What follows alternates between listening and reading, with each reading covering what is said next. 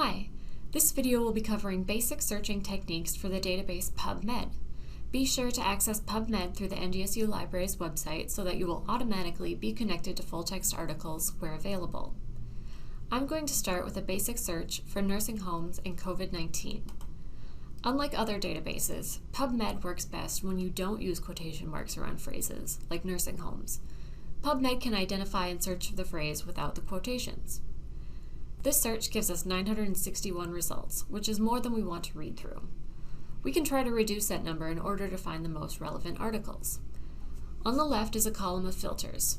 The article type filter is a good one if you are looking for a certain type of article, like review. Clicking this will lower our results to 52 articles. We can try some of the other filters to narrow the results further. Notice in the results that some of the article titles appear in brackets.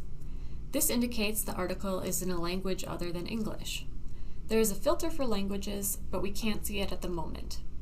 If we click on additional filters, then click on the language option, and then select English, the filter for only English language articles now appears on the left.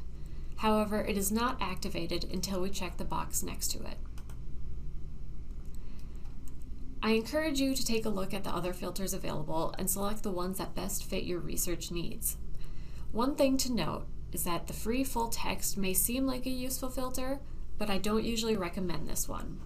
That's because free full text refers to articles that are free to anyone, anywhere. As someone affiliated with NDSU, the libraries provide access to many more journals and articles beyond what PubMed has labeled free, so you don't want to unnecessarily limit yourself. One other thing to remember, however, is that when you start a new search, the filters from your previous search stay active, so remember to clear them. Thanks for watching, and check out more of the PubMed tutorials or contact the NDSU libraries for further searching help.